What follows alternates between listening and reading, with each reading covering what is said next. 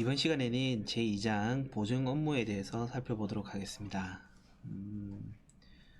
먼저 보증 업무의 운영 방법의 큰 대원칙 5가지에 대해서 살펴보도록 하겠습니다. 담보 및 보증 업무 지침 제8조에 대한 내용이고요. 1인 입보, 특정근 보증 운용, 채무자의 신용정보 제공, 공동사업자의 연대보증, 그 다음에 제3자 담보 제공자의 보호에 대한 내용입니다. 그래서 요 5가지 키워드를 꼭 기억을 해주시고 보증 업무를 취급하시는 게 중요할 것 같습니다. 세부적인 내용은 여기에서 살펴보도록 하겠습니다. 연대보증인은 차주의 신용조신 금액 또는 대출 금액을 충족할 때까지 입보하는 것이 아니라 연대보증인 수를 기준으로 운용함을 원칙으로 합니다. 그리하여 특별한 경우가 아닌 경우에는 연대보증인은 1인 입보를 원칙으로 하고 있습니다. 또한 연대보증인 입보를 하실 때는 특정근 보증 별표 3개 하실게요. 특정근 보증으로 운용함을 원칙으로 합니다. 다만 예외적으로 기업의 실질적 소유주인 경우에는 한정근 보증으로 보증의 범위에 대해서 충분히 설명하고 보증인이 동의하는 경우에 한하여 한정근 보증을 예외적으로 운용하실 수 있습니다. 실무적으로는 한정근 보증 운용을 사실 안 하고 있고요. 케이스 바이 케이스인 특정근 보증으로 운용하는 것을 원칙으로 하니 특정근 보증을 꼭 기억을 해 주십시오. 다음으로는 제3자 담보 제공자는 담보의 피담보 채무에 대하여 연대보증인이 될 수 없다. 즉 이 말은 담보를 제공한 사람이 연대보증을 동시에 하실 수는 없다는 이야기입니다. 즉 담보 제공자가 연대보증인이 되는 고객님에게 굉장히 불리하지 않습니까? 담보도 제공하고 연대보증도 쓰고 그렇기 때문에 요는 둘 중에 한 개만 하자. 그래서 연대보증인도 되도록이면 한 명만 쓰고 특정근 보증으로 운용을 하되 기업의 실질적인 소유자인 경우에는 한정근 보증으로 하자. 또한 담보 제공자는 연대보증인이 될 수 없으니 담보를 제공하든 연대보증인이 되든 둘 중에 한 개만 하자. 이 정도 느낌을 꼭 기억을 해 주십시오. 나아가서 채무관계자와 부부관계인 자를 연대보증으로 입보하는 경우에는 당해 여신 정결권자가 연대보증인의 자격과 실익이 있음을 인정하는 경우에 한합니다. 예전에는 이런 경우가 있었는데 지금은 이렇게 연대보증 입보하는 경우는 굉장히 드뭅니다. 거의 없다고 보셔도 상관없을 것 같아요. 또한 가계 및 기업 여신에 대하여 개인이나 법인, 조합 등이 연대보증인으로 입보하는 경우에는 보증인 계약일 현재 채무자의 부채, 연체 유무 등에서 설명하고 관련 약정서 등의 설명에 대한 내용을 확인으로 서명을 나뉘도록 한다. 앞서 말씀드린 내용과 동일하고요. 마지막으로 지점에서 직원들이 가장 헷갈리는 부분입니다. 공동사업자인 경우인데요. 수인이 공동으로 영위하고 있는 공동개인사업자에 대한 여신 취급 시 주된 대표자 1위를 주채무자라 하며 그 외의 대표자에 대해서는 연대채무자 연대보증으로 운영할 수 있다. 틀린 말입니다. 없습니다. 없다. 그래서 임대사업자 A 플러스 B가 있어요. 대표자가 A, B인데 A 명의로 대출을 취급을 한 경우에는 B는 연대보증인 또는 연대채무자가 될 수 없습니다. 다만 A가 공동사업자임에 불구하고 A 명의로 채무를 실행함에 있어서 차입함에 있어서 공동사업자 관련 위임장은 진구를 하시게 됩니다. 위임장에 대한 내용은 다음 시간에 드리도록 하겠습니다. 그래서 정리를 하여 살펴보면 연대보증인을 운용을 하실 때는 1인 연대보증인 입보를 원칙으로 하시며 특정근을 운용을 합니다. 또한 담보제공자는 연대보증인이 될 수 없으며 또한 연대보증인 입보를 할 때는 채무자로부터 신용정보쇼의 동의서를 진구하여 채무자의 신용정보를 연대보증인에게 꼭 확인시켜서 연대보증 효력이 정당하게 발생할 수 있도록 하셔야 합니다. 마지막으로 공동사업자인 경우에는 주채무자 1인을 채무자로 하여 대출을 운영하시며 그 외의 대표자에 대해서는 연대채무자 또는 연대보증으로 운영하실 수 없습니다. 그렇게 기억을 해주시면 될 것 같습니다. 그래서 앞으로 돌아가서 보시면 연대보증인은 1인 입보, 특정금 보증, 또한 제3자 담보제공자는 연대보증인이 될 수 없으며 공동사업자일 경우에는 주채무자 A와 공동사업자 B가 있을 때는 A는 주채무자, B는 공동채무자나 연대보증인이 될 수 없다는 내용. 또한 연대보증인에게 채무자의 신용정보 내용을 조회를 하여 확인을 받아야 한다는 내용을 꼭 기억을 해 주십시오. 넘어가도록 하겠습니다. 세부적으로 살펴보시면 가계대출 취급 시 개인의 연대보증인 입보 방법에 대한 내용입니다. 기본적으로 크게 기억을 하시면 큰 틀에서 보시면 고객이 개인인 차주인 경우에는 기본적으로 연대보증은 입보 불가합니다. 예전에는 개인 대출이나 개인 사업자 대출을 취급하면서 금융기관에서 연대보증인 입보하여 운용을 하였는데 금융소비자권익보호 차원에서 연대보증을 입보를 할 수 있는 케이스를 많이 축소를 시켰어요. 그래서 기본적으로 가계대출 또는 개인이 차주인 경우에는 개인이 연대보증인을 입보를 하는 경우는 다음과 같은 예외사항을 빼고는 거의 없습니다. 그래서 한번 보시게 되면 가계대출의 경우에는 다음을 경우를 제외하고는 개인을 연대보증인으로 입보하여 운용할 수 없습니다.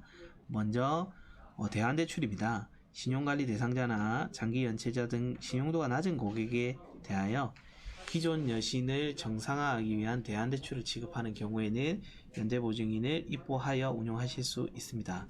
또한 상품에서 정한 연금 수급권자 대출 또는 대여기관과의 협약, 자금 차입 등에 의해 취급되는 대출은 연대보증 입보를 하실 수 있습니다.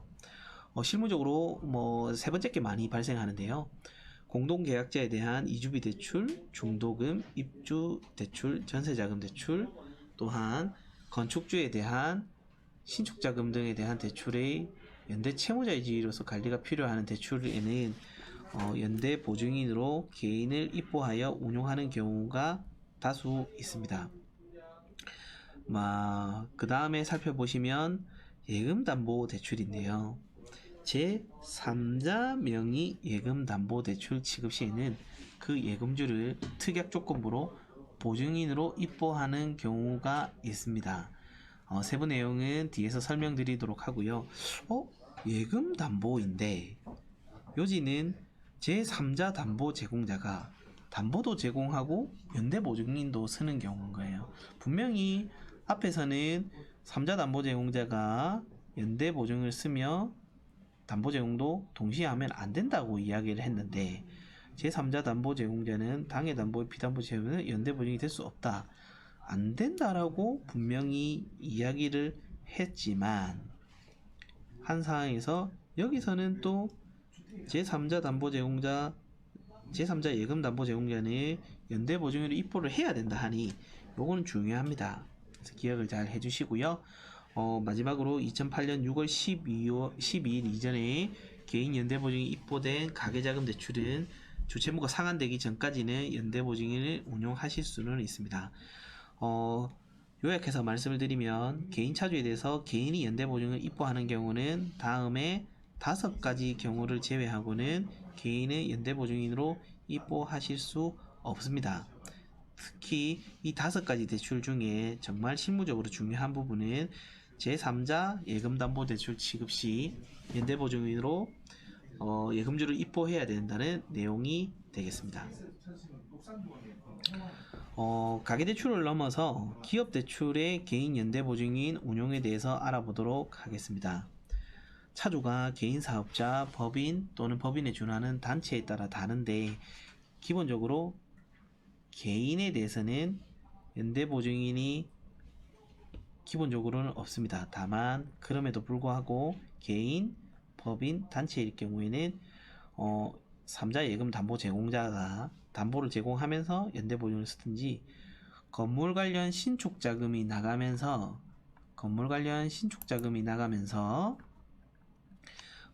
건축주로 하여금 연대보증인을 쓰시든지 아니면 잠시만요.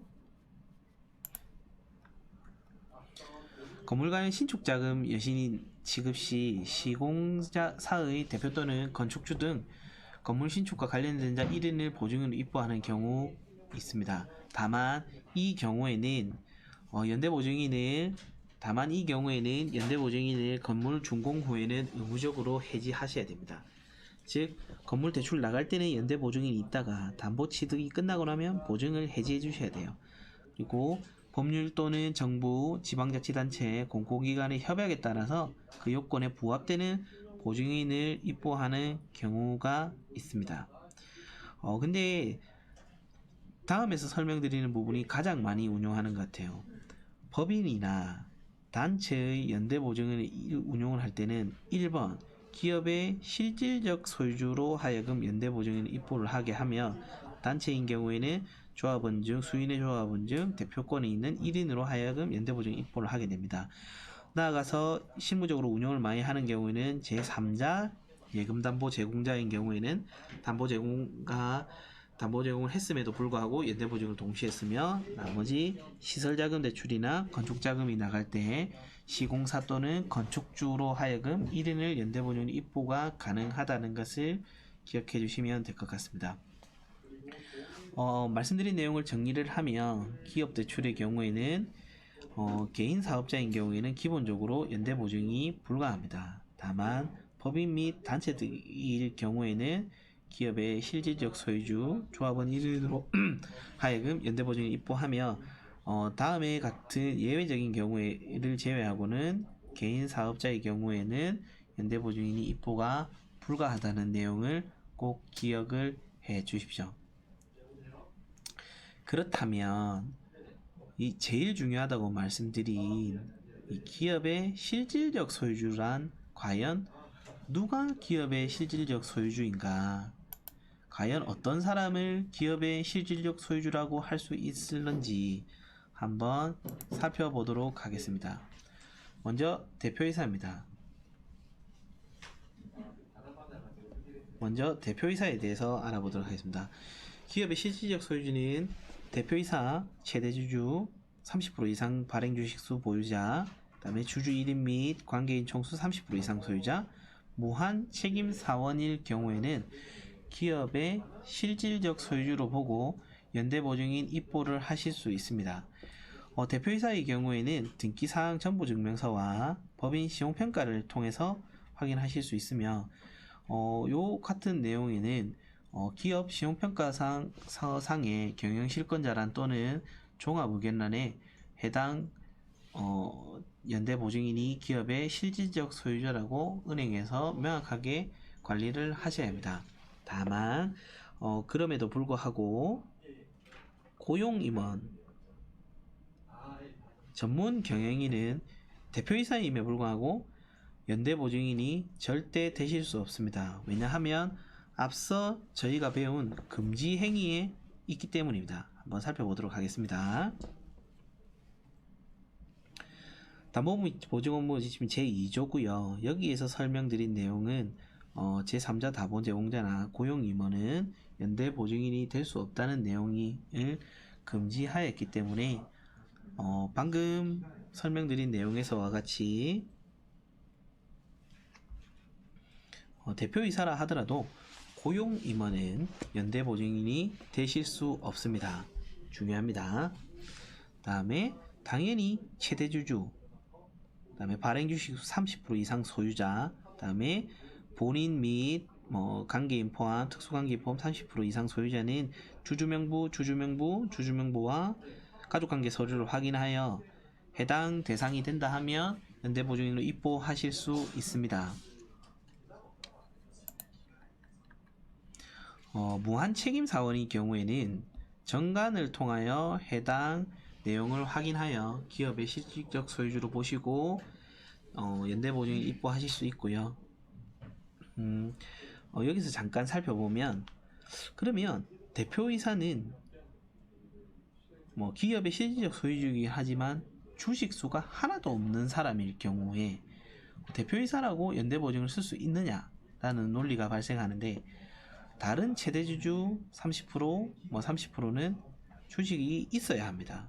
근데 대표이사는 주식에 단 한 주도 없다 하더라도 연대보증으로 입보하여 운영하실 수 있습니다. 다만 전제 조건인 고용 임원은 연대보증인이 될 수 없다 라는 거 꼭 기억해 주시면 좋을 것 같습니다. 실질적 소유주는 연대보증인의 입보 시 가장 기본되는 전제 조건이기 때문에 해당 규정 담보및 보증업무 지침 제11조를 꼭 기억을 잘 해주시기 바랍니다.